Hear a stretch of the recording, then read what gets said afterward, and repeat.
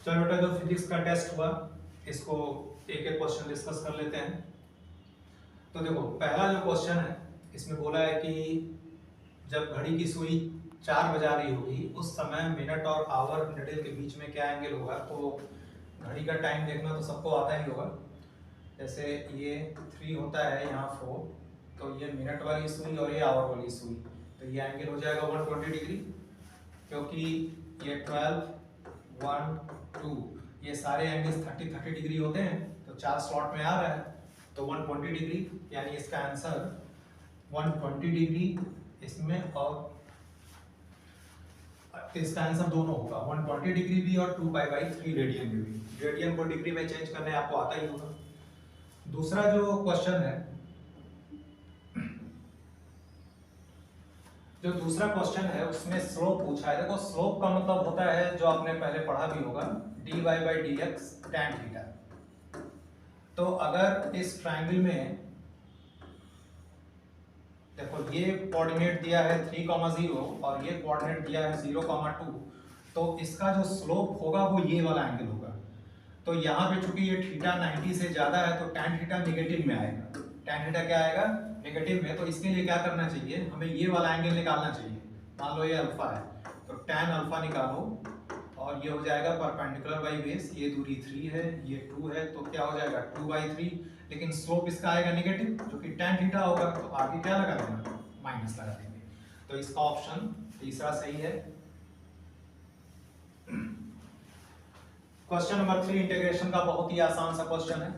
आपने पढ़ा होगा x⁴n dx का इंटीग्रेशन होता है x⁴n+1 डिवाइडेड बाई n+1, और लिमिट यहाँ पे दिया जाता है तो नीचे का लिमिट लोअर, ऊपर का लिमिट अपर होता है।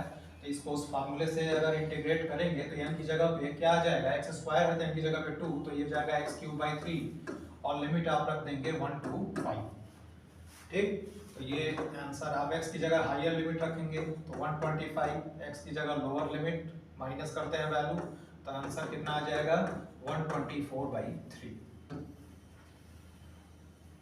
क्वेश्चन नंबर 4 देखो, ये दिया है tan थीटा की वैल्यू और value of cos theta in the first quadrant बोल रहा है। तो देखो, क्वाड्रेंट से मतलब ये है कि जैसे अगर हम sin थीटा का कर्व देखते हैं, ये पूरी साइकिल होती है। तो इस पूरी साइकिल में 4 क्वाड्रेंट्स होते हैं, ये 0, ये 90 डिग्री π/2, ये 180, 90 90 ऐड करते जाते हैं, तो ये 3π/2 और ये 2π, और फिर आगे की साइकिल यही रिपीट हो जाती है। देखो अब क्या होता है यहाँ पे, जैसे फर्स्ट क्वाड्रेंट में पूछ रहा है, तो अब फर्स्ट क्वाड्रेंट में चलो cos से, क्योंकि साइन और cos पता है तो हम सारा डिस्कस कर सकते हैं।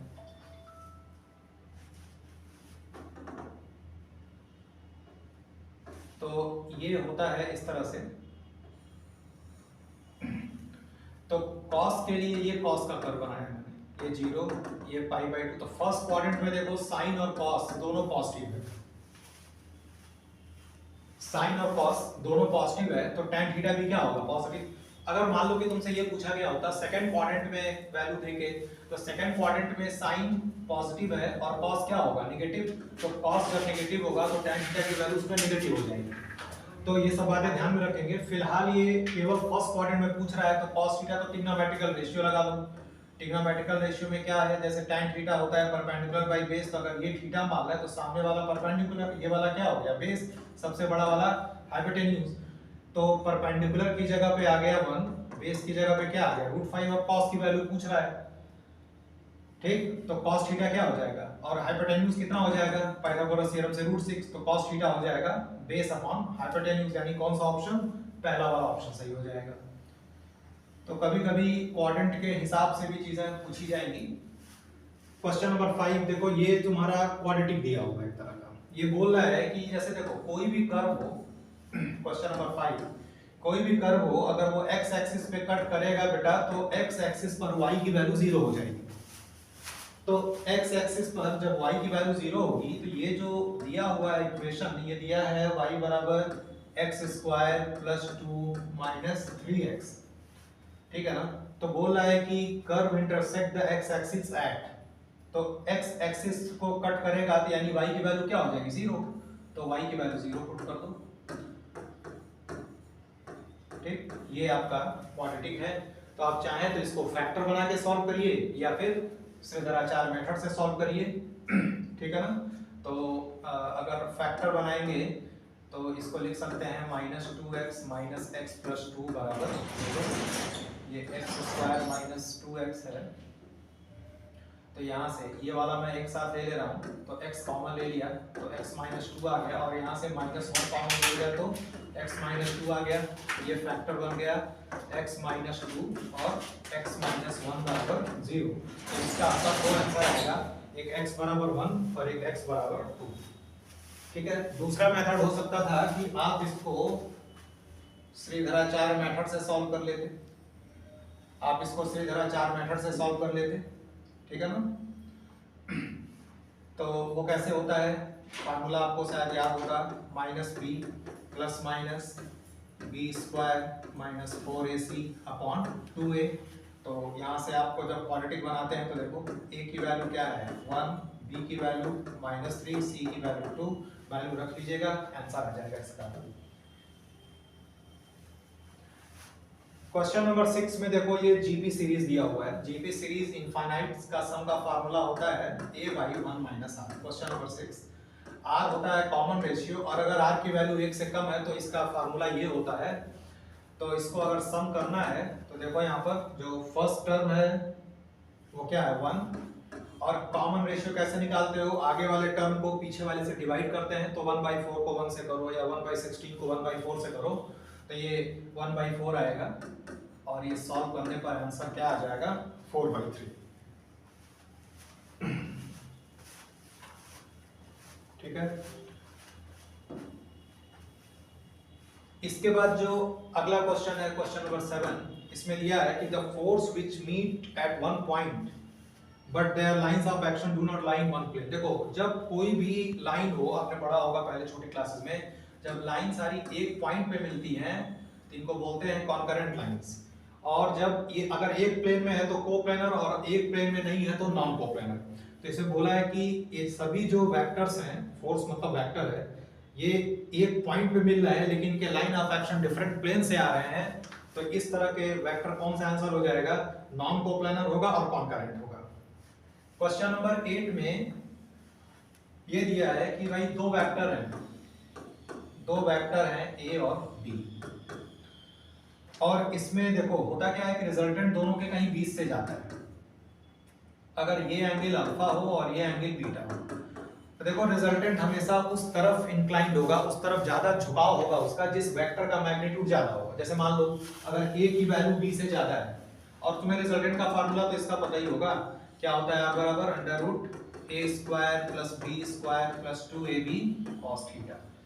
ये फार्मूला सबको पता होगा। अब अगर मान लो मैं बोलूं कि अगर mod of a is greater than mod of b, मतलब ये वाला वेक्टर इससे ज्यादा है, तो ये रिजल्टेंट ज्यादा a की तरफ आएगा। तो जब नीचे की तरफ आएगा तो अल्फा कम होगा, बीटा ज्यादा होगा, यानी अल्फा की वैल्यू बीटा से क्या होगी, कम होगी। उसी पे ये बेस्ड है क्वेश्चन। तो ऑप्शन इसमें देखो क्या बोला है, इसमें चेक करना है। तो पहले ऑप्शन का तो है कोई मतलब ही नहीं है। फिर a की वैल्यू अगर b से कम है, अगर ये वाला b से कम है तो मतलब b ज्यादा है तो r जाएगा, रिजल्टेंट जाएगा b की तरफ, तब अल्फा एंगल ज्यादा होगा, तो दूसरा ऑप्शन गलत है। उस हिसाब से तीसरा ऑप्शन सही हो जाएगा। ठीक है, जो मैंने यहाँ पे लिख रखा है। ठीक। इसके बाद अगला जो क्वेश्चन है क्वेश्चन नंबर 9। तो क्वेश्चन नंबर 9 देखो, कोई भी वेक्टर हो उसको हम बहुत तरीके से स्प्लिट कर सकते हैं। मान लो ये वेक्टर है, इसका मैं कंपोनेंट ऐसे ले सकता हूँ, बस ये दोनों कंपोनेंट्स एक दूसरे से 90 पे होने चाहिए। मैं ऐसे भी ले सकता हूँ, इस तरह से मैं इनफाइनाइट कंपोनेंट ले सकता हूँ। Question number 10। क्वेश्चन नंबर 10 में क्या है कि बोला है कि vector sum of two forces can not be.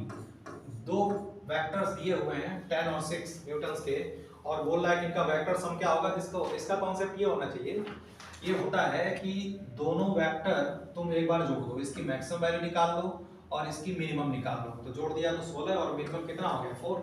अब देख लिया करो, जो भी 4 से 16 के बीच में आएगा वो इसका रिजल्टेंट होगा। लेकिन क्वेश्चन में पूछा है कि कौन सा नहीं होगा। तो अब सोचो, देखो 4 हो सकता है क्योंकि 4 और 16 के बीच में आ गया वो, 8 भी हो सकता है, 12 भी हो सकता है। लेकिन 20 नहीं होगा क्योंकि 20 जो है इसकी रेंज के बाहर है, तो इसका ऑप्शन कौन सा हो जाएगा, फोर्थ ऑप्शन।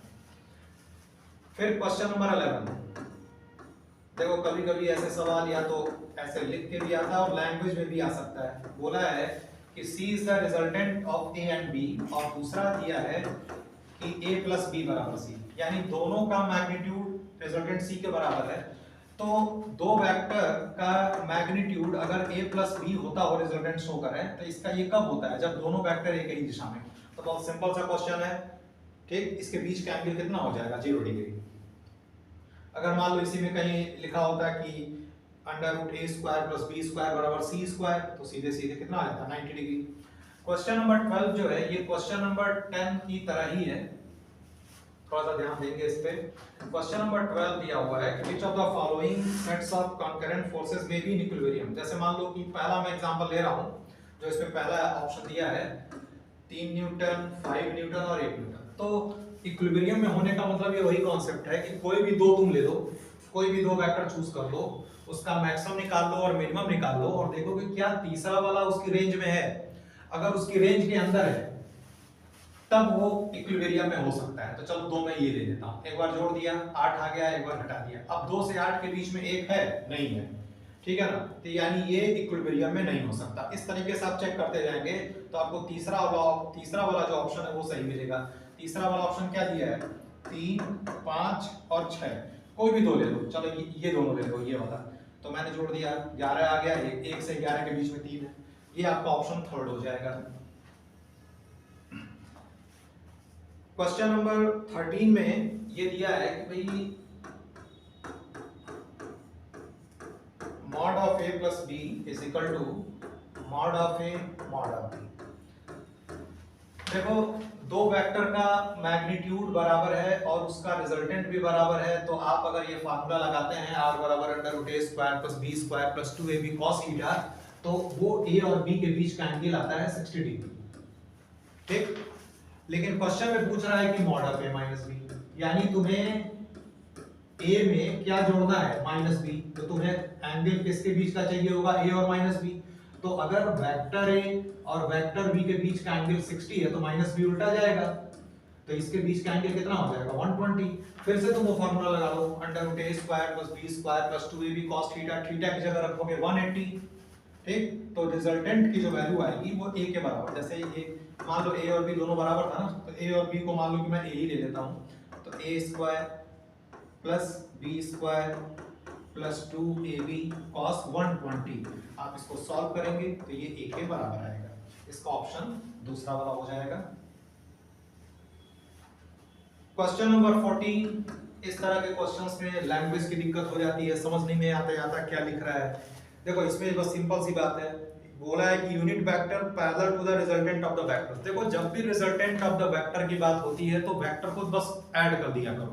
जैसे दो वेक्टर्स है A और B, तो बोला है कि इस वेक्टर के दोनों वेक्टर A और B के रिजल्टेंट के पैरेलल यूनिट वेक्टर बनाना है। तो पहला काम तुम करो कि A + B बना, रिजल्टेंट निकालो। तो जोड़ोगे तो कितना आएगा भाई, 3i + 6j -2k। ठीक। अब इसका यूनिट वेक्टर, तो किसी भी वेक्टर का यूनिट वेक्टर कैसे निकालते हो, वेक्टर अपन मॉड। तो अगर इसका यूनिट वेक्टर लिखना है, यूनिट वेक्टर, तो कैसे करोगे, वेक्टर लिखो और उसके मॉड से डिवाइड कर दो। अब इसका मॉड कितना होगा, मॉड कैसे निकालते हो, कोएफिशिएंट्स का स्क्वायर करके जोड़ दो, रूट ले लो। तो 3 का स्क्वायर, 6 का स्क्वायर -2 का स्क्वायर, कितना आ गया, 7। ये आपका आंसर हो जाएगा, ठीक, पहला वाला ऑप्शन हो जाएगा। अब आते हैं क्वेश्चन नंबर 15 पे।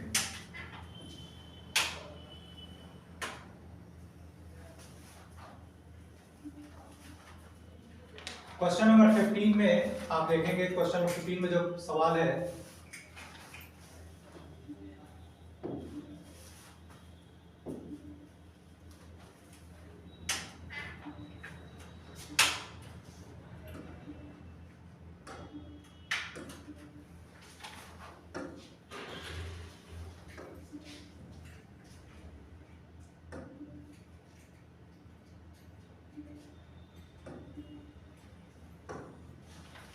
क्वेश्चन नंबर 15 में ये दिया, ये एक वेक्टर दे रखा है ए आई प्लस बी जे, और बोल रहा है कि this vector is perpendicular to I plus J, तो ए और बी की वैल्यू पूछ रहा है। देखो यहाँ पर क्या है कि पहली चीज तो ये यूनिट वेक्टर है, अगर आप इक्वेशन बना के सॉल्व करेंगे थोड़ा सा टाइम लगेगा, तो ऐसे क्वेश्चंस को तो हम ऑप्शंस चेक करके भी किया कर सकते हैं। तो इससे बनेगा कैसे, इसका इक्वेशन अगर बनाना हो तो जैसे यूनिट वेक्टर का मॉड 1 होता है, तो एक यहाँ से इक्वेशन आ जाएगी, इसका मॉड 1 है, और चूंकि दोनों परपेंडिकुलर है तो डॉट प्रोडक्ट क्या होगा 0, तो इसका और इसका डॉट ले लोगे तो वो क्या आ जाएगा a प्लस बी बराबर 0, है ना। तो a प्लस बी बराबर अगर 0 आ गया तो यहाँ से भी आप वैल्यू निकाल सकते हैं। तो a की वैल्यू क्या आ गया माइनस बी, तो a की वैल्यू माइनस बी यहाँ पे रख दो, तो b square plus b square बराबर 1, तो b की वैल्यू सॉल्व करने पर क्या आ जाएगी 1/√2। इसी तरीके से a की वैल्यू आ जाएगी। और अगर ऑप्शन आप चेक करते तो तुरंत आपको पता चल जाता है कि ये चौथा जो ऑप्शन है 1/√2 माइनस 1/√2 रख के चेक करते तुरंत पता चलता है कि जो यंग दिया है ये यूनिट वेक्टर केवल a 1/√2 और ये माइनस 1/√2 रखने के बाद ही आएगा। तो एक ही ऑप्शन यहाँ पर दिख रहा है, तो ऑप्शन से मिला के मेरे ख्याल से जल्दी हो जाएगा, बाकी इसका सॉल्व करने का प्रोसेस ये है।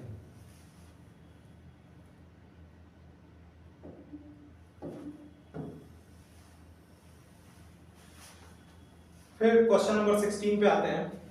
तो इसमें बोला कि वेक्टर ए और वेक्टर बी दिया हुआ है, तो बोल ठीक है यार, ए का मॉड 5 होगा, बी का मॉड क्या होगा 10 होगा, दोनों का रेशियो निकाल लो, ठीक है ना। और बाकी तुम चेक करते जाओ।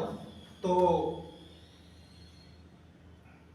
बोल रहा है कि which of the following is not true, तो ट्रू कौन कौन सा है, देखो ये दोनों वेक्टर पैरेलल हैं, क्योंकि वेक्टर ए जो दिया हुआ है ये क्या दिया है 3i + 4j, क्वेश्चन नंबर 16। और जो वेक्टर भी दिया हुआ है तुम इसमें से दो अगर कॉमन ले लो तो ये 3i + 4j हो गया, यानी जो वेक्टर बी है ये a के पैरेलल है, और जब पैरेलल होगा तो क्रॉस प्रोडक्ट 0, यानी पहला वाला सही है। मॉड भी देखो दोनों का रेशियो भी 1/2 ये भी सही है। a डॉट b करके देख लेते हैं, तो a डॉट b अगर करेंगे तो कितना आएगा, ये i जैसे 3i + 4j है, और एक क्या है 6i + 8j, दोनों का डॉट प्रोडक्ट लेके देखो तो कितना आ जाएगा, ये 18 और ये सेम का सेम के साथ 1 और ये 32, ये आएगा 50, और यहाँ पर क्या दे रहा है तीसरे ऑप्शन में 48, जो कि गलत है, यानी यही ऑप्शन आपका सही होगा। क्वेश्चन नंबर 17 में बोला कि a + b + c = 0, यानी तीनों वेक्टर का रिजल्टेंट 0 है और दो का मैग्नीट्यूड बराबर है, और एक जो मैग्नीट्यूड है थर्ड वेक्टर वो √2 टाइम्स ऑफ किसी भी एक वेक्टर का √2 टाइम्स है। तो सिंपल, जब √2 टाइम्स आ गया ना और बराबर है तो बहुत सिंपल सी चीज है, ठीक। मान लेते हैं ये वेक्टर a है, ये वेक्टर b है, तो ये वेक्टर c कैसे होगा, तभी तो 0 आएगा। और ये अगर x है, ये x है, तो ये कितना हो गया x √2, तो ये एंगल 45, ये एंगल भी 45 और ये एंगल 90। बाकी आप किसी के बीच का एंगल निकाल सकते हैं। अब जैसे मान लो कि तुम्हें b और c के बीच का एंगल देखना हो, तो b वेक्टर इधर जाएगा, c इधर, तो टेल से टेल मिलाते हैं एंगल देखने के लिए, तो ये एंगल कितना आ जाएगा 135 डिग्री। इस तरीके से आप अपने देख सकते हैं, जैसे वेक्टर c और वेक्टर a, तो वेक्टर c को आगे बढ़ा दो, वेक्टर a इधर है, बीच का एंगल ये हो जाएगा, टेल से टेल मिलाना है तो 135 डिग्री, और यहाँ पे तो दिख ही रहा है भाई कितना है 90 डिग्री। तो ऑप्शन कौन सा सबसे सही है 90 डिग्री 135, यानी चौथा option. Question number 18, question number 18 में जो पूछा जा रहा है कि ये इसने एक ट्रायंगल बना दिया, ये 3, ये 4 और ये एंगल हो गया थीटा, और बोल रहा है कि कौन सा रिलेशन इसमें गलत है, theta is not given by, ठीक। तो एक एक करके चेक कर लेते हैं। यहाँ से पहले परपेंडिकुलर डाल दो, आइसोसेलेस ट्रायंगल है तो ये कितना हो जाएगा, यहाँ से लेके यहाँ तक 2 हो जाएगा, और ये अगर 3 है, ये 2 है, तो ये हो गया √5। अब आप पहला वाला ऑप्शन चेक करिए, cos थीटा क्या होगा बेस अपॉन हाइपोटेन्यूज 2/3, यानी ये सही है। sin थीटा चेक करिए परपेंडिकुलर बाय हाइपोटेन्यूज, यानी √5/3, दूसरा भी सही है। tan थीटा चेक करिए परपेंडिकुलर बाय बेस, थीटा के सामने वाला परपेंडिकुलर होता है तो √5/2, ये भी सही है। तो ऑब्वियस है कि चौथा वाला ऑप्शन फिर गलत हो गया, लेकिन वही आपका करेक्ट ऑप्शन है, ठीक है ना। चौथा वाला स्टेटमेंट जो दिया हुआ है tan थीटा 2/3 ये गलत है, लेकिन यही आपका ऑप्शन होगा। क्वेश्चन नंबर 19 में ये दिया गया कि vector of magnitude 30 and direction eastward is added with another vector of magnitude 40 and direction northward. तो जो ईस्टवर्ड में है वो वेक्टर क्या लिखेंगे 30 i कैप, और दूसरा क्या लिखेंगे 40 j कैप, दोनों को ऐड कर दिया। और बोल रहा है कि मैग्नीट्यूड और डायरेक्शन, तो मैग्नीट्यूड तो यार i का कोफिशिएंट का स्क्वायर प्लस j का कोफिशिएंट का स्क्वायर कितना आ जाएगा 50। और अगर इसका आपको डायरेक्शन देखना हो तो ऐसे आप कर सकते हैं, x की वैल्यू x और y देख लो, x की वैल्यू 30 यहाँ प्लॉट कर लो, y की वैल्यू 40 यहाँ प्लॉट कर लो, ठीक। ये x ये y ये हो गया 30 ये हो गया 40, ये एंगल आप निकाल लीजिए ईस्ट के साथ बताना है, ये ईस्ट होता है ये वाला, तो ये एंगल निकाल दो। तो tan थीटा कितना आएगा 4/3 और वो होता है 53 डिग्री, यानी आंसर क्या आ जाएगा इसका चौथा ऑप्शन हो जाएगा। क्वेश्चन नंबर 20 में मिनिमम वैल्यू पूछा है, तो मैक्सिमा और मिनिमा का कॉन्सेप्ट, मैक्सिमा और मिनिमा का कॉन्सेप्ट, तो उसके लिए क्या करते हैं पहले डिफरेंशिएट करते हैं, dy/dx क्या आएगा tan x - 2 0 रख दिया, x की वैल्यू क्या आ गई 1/2/10 मतलब 1/5। अब देखो अगर तुम्हें ये देखना है कि मिनिमम है या नहीं है तो दोबारा डिफरेंशिएट करो, पूरा प्रोसीजर आपको याद रहना चाहिए। d2y/dx2 क्या हो जाएगा 10 हो जाएगा, ये साइन पॉजिटिव आया, यानी यहाँ पर y की वैल्यू क्या मिलेगी मिनिमम, यानी x की वैल्यू अगर 1/5 आप y में रखेंगे तो जो भी वैल्यू आएगी वो मिनिमम वैल्यू मिलेगी, और इसका आंसर 4/5 आएगा, रख के आप सॉल्व कर सकते हैं। क्वेश्चन नंबर 21 में एरिया पूछ रहा है,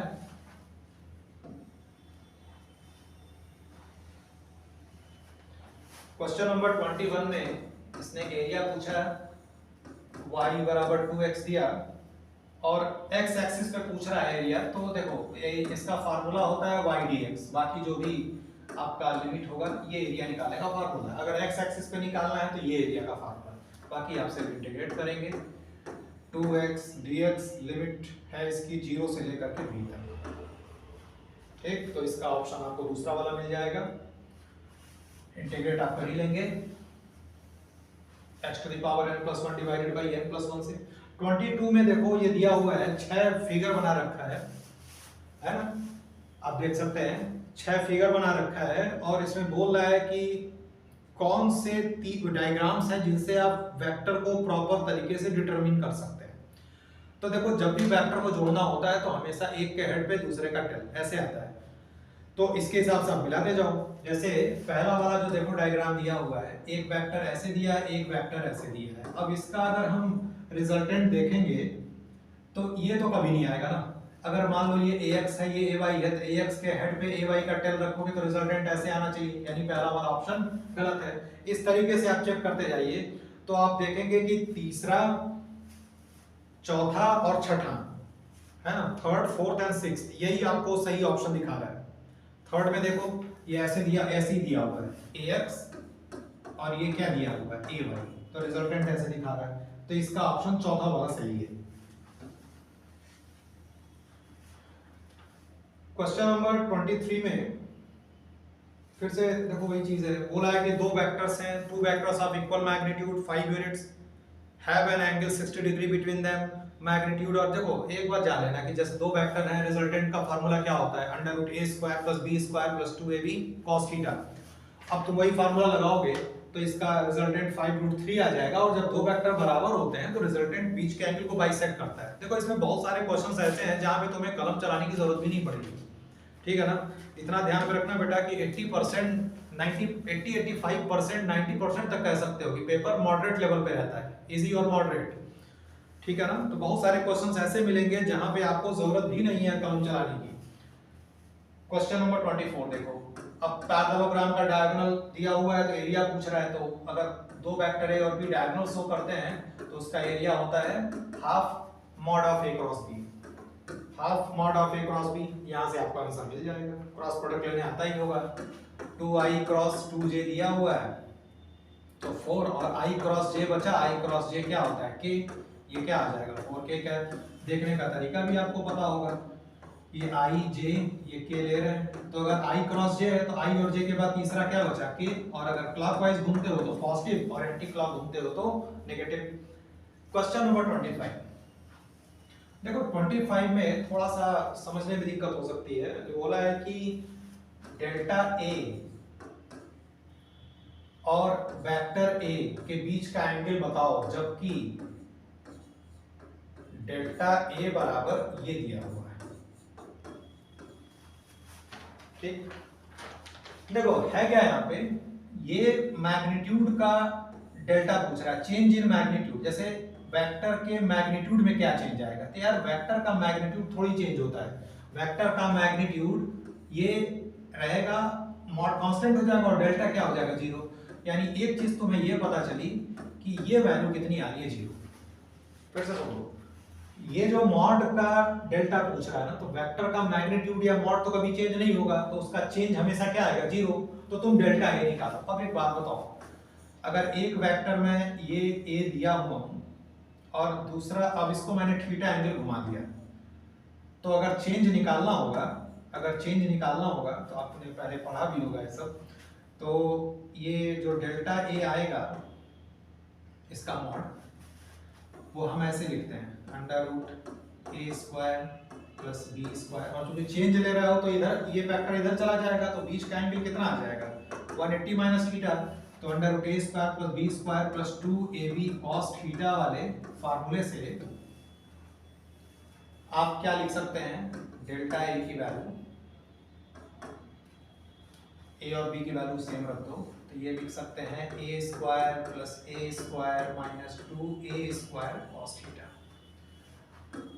और जब आप इसको सॉल्व करेंगे, ये एक्चुअली हम ये निकाल रहे हैं, है ना, ये निकाल रहे हैं, तो ये जब आप लिखेंगे तो ये आएगा 2a² minus 2a² cos theta, पूरा 2a² कॉमन ले लिया तो अंदर बच गया 1 माइनस cos थीटा, और 1 माइनस cos थीटा को हम लिख सकते हैं 2 sin² थीटा बाई 2। अब ये वैल्यू 0 है और रूट के पूरा बाहर ले लेंगे तो ये आ जाएगा 2a sin थीटा बाई 2। अब ये 2a sin थीटा बाई 2 0 है ना, क्योंकि अभी मैंने दिखाया था कैसे 0 हुआ था। तो 2a sin थीटा बाई 2 0, तो a तो कभी 0 होगा नहीं, यानी अब तुम्हें क्या करना पड़ेगा, sin थीटा बाई 2 0 लेना पड़ेगा, यानी थीटा की वैल्यू क्या लेनी पड़ेगी, 0 लेनी पड़ेगी।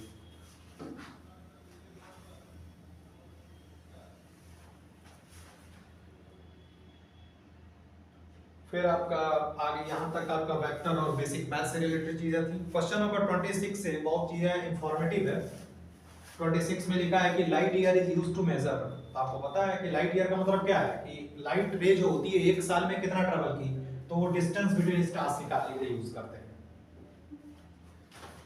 क्वेश्चन नंबर 27 इंफॉर्मेटिव है। Unit for nuclear dose given to the patient is, ये नॉट अगेन होता है।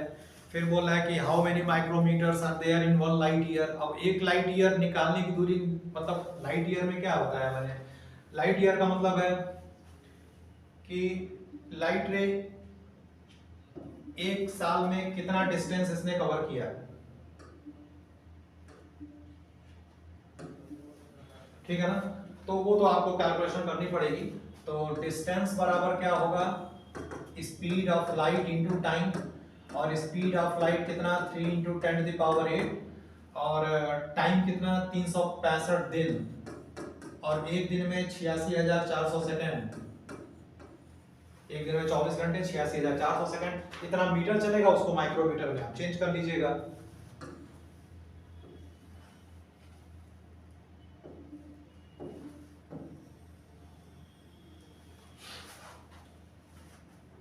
और फिर है question number 29, dimensional formula of relative density. तो रिलेटिव डेंसिटी जो होती है, दो डेंसिटी का रेशियो होता है, density of substance by density of water, तो ये तो डायमेंशनलेस होगा। फिर क्वेश्चन नंबर 30 में क्या है, dimensional formula for young modulus stress upon strain. तो स्ट्रेंथ तो वैसे भी डायमेंशनलेस है, और स्ट्रेस हो जाता है force upon area, pressure type का हो गया ना, फोर्स अपॉन एरिया, तो इसका पहला वाला option. Question number 31 magnetic moment का क्या फार्मूला, आई इंटू ए होता है, सबको पता होगा। तो dimensional formula of magnetic moment, तो कोई दिक्कत नहीं, इसका करंट का एम्पियर और एरिया मतलब एल स्क्वायर, तो ऑप्शन 2 हो जाएगा। क्वेश्चन नंबर 32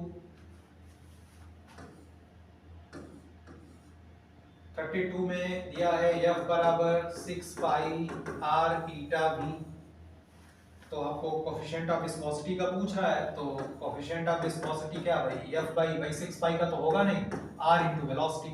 F का फार्मूला आपको पता ही होगा, डायमेंशनल mlt-2, ये सब तो याद रहता है यार, L इनटू lt-1, बाकी आप कैलकुलेशन कर लीजिएगा। Question number 33, speed of light का भी फार्मूला आपको पता होगा। क्वेश्चन नंबर 33, c बराबर होता है 1 by root mu naught epsilon naught, तो पूछा कि 1 by mu naught epsilon naught, दोनों तरफ क्या करना पड़ेगा, स्क्वायर करना पड़ेगा, दोनों तरफ स्क्वायर करोगे तो ये हो जाएगा, और ये बराबर क्या है, c स्क्वायर, c का क्या lt-1 स्पीड, इसका स्क्वायर कर दोगे l स्क्वायर t-2 ऑप्शन हो जाएगा इसका। तो इसका ऑप्शन कौन सा है भाई, इसमें l स्क्वायर t-2 चौथा होगा। क्वेश्चन नंबर 34, u बराबर ये दिया है a root x upon b plus x, देखो आपको पता होगा, इसमें a b का पूछ रहा है डायमेंशन फार्मूला, तो पता है ना कि अगर जोड़ते या घटाते हैं तो डायमेंशन सेम होना चाहिए, तो b का डायमेंशन वही होगा जो x का है, यानी b का डायमेंशन क्या हो गया l। अब तुम्हें लिखना है a b दोनों का, तो एक काम ये करते हैं, U मतलब एनर्जी है, और एनर्जी का क्या होता है ml square, force into displacement ml square t-2 a root x मतलब n टू द पावर 1/2, और नीचे क्या है l। मैं b से ऊपर नीचे मल्टीप्लाई कर देता हूं, तो a और b का मिल जाएगा, तो a b बराबर ये ऐसे रह जाते हैं ml स्क्वायर t-2 और l इनटू b, b का भी तो l है, तो ये भी क्या हो जाएगा l स्क्वायर, ये इधर आके मल्टीप्लाई होगा, और नीचे आ गया l टू द पावर 1/2, ये ab का। तो इसका जो आंसर आएगा, ये 2 और 2 4 हो गया, ml स्क्वायर सॉरी ये ml 4 हो जाएगा, t-2 upon l to the power 1/2, तो 4 - 1/2, तो इसका ऑप्शन दूसरा मिल जाएगा आपको। बहुत इजी क्वेश्चंस हैं, इसी तरह का पेपर भी सेट होगा, बस इजी और मॉडरेट क्वेश्चंस पे फोकस करते रहिए। बराबर v बराबर at square plus bt plus c, बोल रहा है कि डायमेंशन ऑफ abc, तो देखो आपने पढ़ा होगा ना कि जैसे अगर a बराबर b प्लस c कब पॉसिबल है, जब dimension of a dimension of b बराबर डायमेंशन ऑफ c हो, तो v का डायमेंशन बराबर क्या, at स्क्वायर का डायमेंशन, v का डायमेंशन bt का डायमेंशन, v का डायमेंशन c का डायमेंशन, सॉल्व हो जाएगा। इस तरीके से आप कर सकते हैं इसको। Question number 36, force work and velocity are taken as fundamental quantities. देखो एक तरीका तो ये है कि जो तुमने डेरिवेशन का मेथड सीखा होगा वहां से कर सकते हो, लेकिन वो बहुत ही टाइम टेकिंग होता है। तो यहाँ पे बोला कि force work and velocity are fundamental, तो टाइम का डायमेंशन फार्मूला पूछ रहा है। देखो तुम ऐसा कुछ फार्मूला सोचो जिसमें सारी चीजें एक साथ आ जाए। चलो मैं वर्क डन से शुरू करता हूँ, तो वर्क डन को हम लिख सकते हैं फोर्स इनटू डिस्टेंस। देखो वर्क डन और फोर्स मिल गया, अब तुम्हें वेलोसिटी और टाइम देखना है, तो वेलोसिटी और टाइम कैसे आएगा, डिस्प्लेसमेंट बराबर या डिस्टेंस बराबर होता है ना वेलोसिटी इनटू टाइम, ठीक। तो ये कर लो, अब देखो आगे t का डायमेंशन फार्मूला चाहिए, तो आपके पास ये फार्मूला बन गया, इसमें से मिला लीजिए ऑप्शन कौन सा है, तो लास्ट वाला ऑप्शन आ जाएगा, ये क्या जाएगा w f-1 v-1, ठीक। ये आपका बन गया।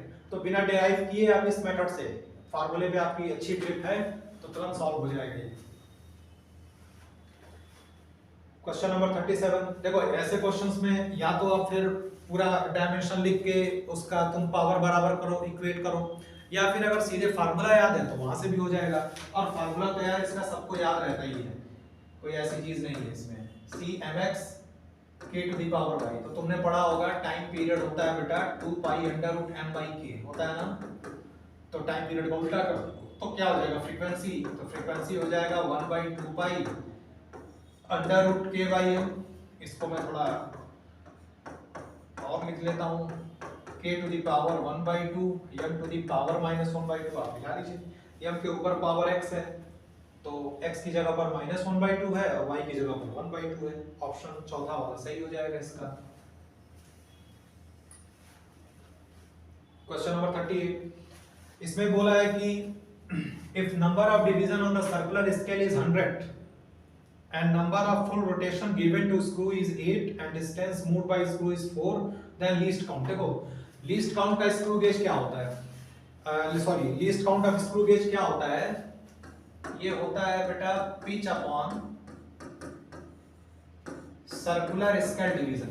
क्या होता है ये, pitch upon circular scale division. और पिच का मतलब क्या होता है कि स्क्रू गेज को जब पूरा एक चक्कर घुमाते हैं तो उसका स्पिंडल कितना आगे बढ़ा, एक चक्कर में जितना चलेगा आगे मूव करेगा स्पिंडल, या जो उसका ये पार्ट अंदर होता है ना यहाँ पे ये वाला ऐसे स्क्रू गेज, तो यहाँ पे ये वाला पार्ट कितना आगे मूव करेगा वही होता है पिच। तो देखो क्वेश्चन में बोला है कि 8 रोटेशन में कितना चला 4 mm, तो एक रोटेशन में कितना चलेगा 4/8 mm यानी 1/2 mm। ठीक, और लीस्ट काउंट पूछ रहा है तो पिच आपको पता चल गया 1/2 और सर्कुलर स्केल डिवीजन कितना है 100। बस यहां से आपका आंसर निकाल लीजिएगा इसका। क्वेश्चन नंबर 39, फिर से ये उसी तरह का सवाल है। Student measure the diameter of A small steel ball using a screw of least count. देखो लीस्ट काउंट दे रखा है, निकलवाया नहीं है बल्कि दे रखा है। लीस्ट काउंट है 0.001 centimetre. Okay, main scale reading is 5 mm and zero of circular scale division coincides with. ठीक है, तो इसका जो रीडिंग हम लिखते हैं वो कैसे लिखते हैं, main scale reading plus circular scale reading और माइनस जीरो एरर, सब कुछ दे ही रखा है इसमें। तो आंसर में सेंटीमीटर में आ रहा है तो 5 mm मतलब ये क्या हो गया 0.5। CSR मतलब सर्कुलर स्केल रीडिंग कैसे होती है भाई, ये 25 डिवीजन मिल रहा है ना, सर्कुलर स्केल डिवीजन लिखा है ना, zero of circular scale division coincide with 25 division above reference level, तो 25 इनटू लीस्ट काउंट और माइनस जीरो एरर, तो जीरो एरर माइनस में ऑलरेडी दे ही रखा है, ये आप रख के सॉल्व कर सकते हैं लीस्ट काउंट की वैल्यू। तो ये आंसर 0.529 सेंटीमीटर आएगा। एकदम फार्मूला बेस्ड पेपर है, बहुत थोड़े थोड़े कॉन्सेप्ट्स हैं, समझ रहे हैं ना। इसी तरह का क्वेश्चन भी आपको मिलेगा। Question number 40, if absolute error in two physical quantities A and B are small A and small B. A में एब्सोल्यूट एरर स्मॉल ए दिया है और इसमें स्मॉल बी, तो तुम्हें पता होगा तो चाहे तुम जोड़ो या चाहे घटाओ, एब्सोल्यूट एरर इनका हम ऐसे लिखते थे delta A plus delta B, और डेल्टा ए की वैल्यू क्या दिया है स्मॉल ए और इसकी वैल्यू स्मॉल बी, ये आंसर हो जाएगा। Question number 41,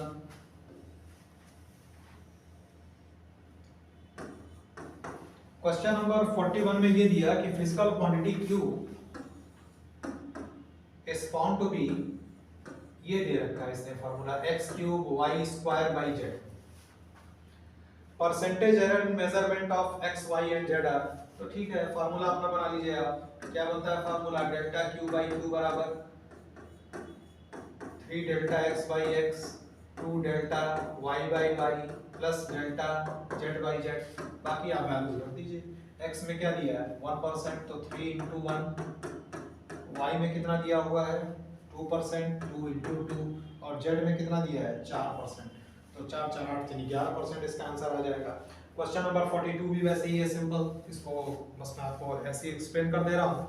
radius of sphere में चेंज 2% दिया है, तो वॉल्यूम में, तो वॉल्यूम ऑफ द स्फीयर कितना होता है, question number 42 volume of sphere कितना होता है 4/3 पाई आर क्यूब, तो डेल्टा V/V बराबर कितना हो जाएगा 3 डेल्टा R/R, यानी 6% का आ जाएगा। क्वेश्चन नंबर 43, इसमें जैसे इसके पहले का जो क्वेश्चन था दोनों, उसमें परसेंटेज एरर डायरेक्ट फार्मूला बनाया, परसेंटेज एरर दे दिया, यहाँ पे थोड़ी सी तुम्हें कैलकुलेशन करनी पड़ेगी। वोल्टेज कितना दिया 100 प्लस माइनस 5 और करंट कितना दिया 10 प्लस माइनस 0.2 ये दे रखा है और बोल रहा है कि परसेंटेज एरर इन रेजिस्टेंस। तो पहले रेजिस्टेंस का फार्मूला बनाओ R बराबर V बाई आई, फिर तुम इसका एरर का फार्मूला लिखो delta V by v plus delta I upon I.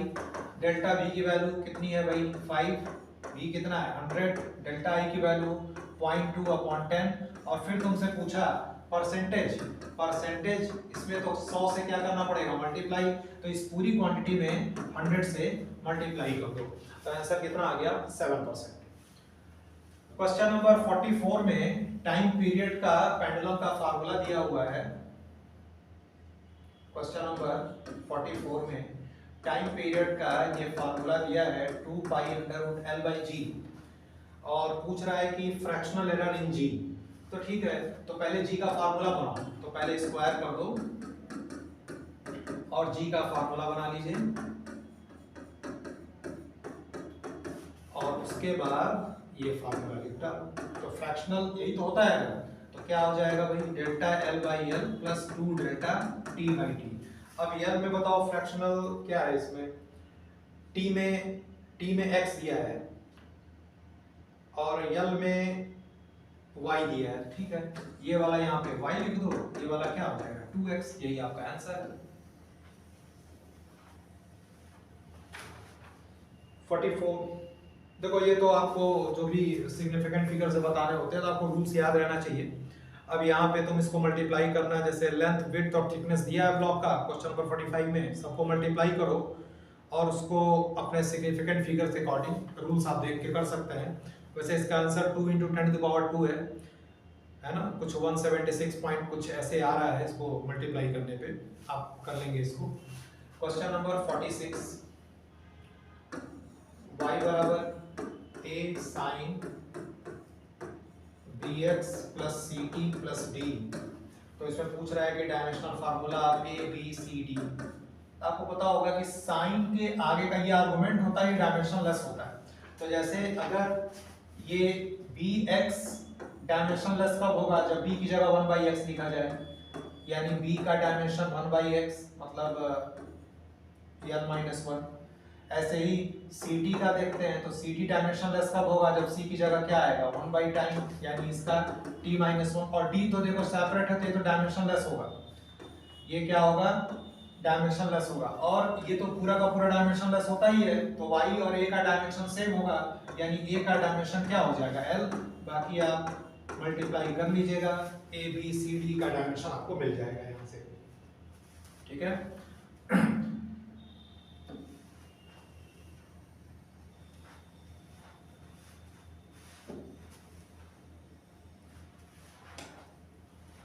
Question number 47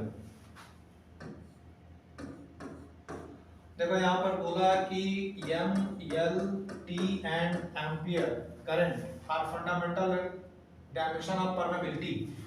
तो परमेबिलिटी के पहले परमिटिविटी निकालते हैं। तो परमिटिविटी के लिए आपको f बराबर k q1 q2 by r square, f का क्या होगा mlt-2, k का मतलब 1/4 पाई एप्सिलॉन नॉट, तो मैं केवल ये लिखता हूँ, 4 पाई हटा दो। q1 q2 मतलब q बराबर it होता है, तो ये हो गया q स्क्वायर, q स्क्वायर मतलब क्या हो गया i square t square, i square t square और नीचे क्या है l स्क्वायर। तो mlt-2 1/ε0, इसका क्या लिखोगे a square t square l square. तो यहाँ से आपको क्या मिल जाएगा ε0 का डायमेंशन, और ये फार्मूला आपको पता है μ0 ε0, बाकी आप μ0 का निकाल लीजिए।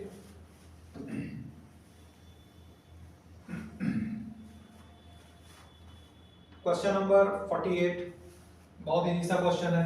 फार्मूला दिया हुआ है ml-1 48 ml-1 t-1 और बोल रहा है कि m में 1%, l में 1.5% और t में 3%। तो परसेंटेज एरर mlt में दे रखा है, percentage error in this quantity, इस क्वांटिटी को इससे मेजर कर रहा है, कोई दिक्कत नहीं। फिर से वही formula delta m by m plus delta L by L plus delta T by T. यहाँ से सॉल्व कर लीजिएगा, कितना आ जाएगा ये 5.5%। Question number 49, screw gauge has least count of 0.01 mm and there are 50 divisions in its circular scale. Pitch of the screw gauge, फिर से वही चीज, लीस्ट काउंट क्या होता है, pitch upon circular scale division, सीधे फार्मूले पर सवाल है। लीस्ट काउंट क्या होता है, pitch upon circular scale division, बस वैल्यू रखनी है, पिच आप निकाल लेंगे। और क्वेश्चन नंबर 50, फिर से वही फार्मूला एरर वाला, एक क्वांटिटी है जिसको हमें यहाँ से मेजर करना है, a square b to the power 1/2 c to the power 1/3 और d टू द पावर 3। तो x में पूछ रहा है, फिर से आप फार्मूला बना लीजिएगा, सारी वैल्यूज दी हुई हैं, 2 delta a by a plus half delta b by b plus 1/3 delta c by c plus 3 delta d by d, a square b to the power 1/2। Okay, बाकी आप वैल्यूज रख दीजिए। जैसे delta a by a, percentage अगर a दिया 1%, तो कितना हो गया बेटा 2 × 1। b वाले में कितना दिया 2%, c वाले में कितना दिया 3% और d वाले में कितना है भाई 4%। देखिए कितना आया 2 + 1 + 1 + 12, चलो 16%। ये आपका पूरा पेपर।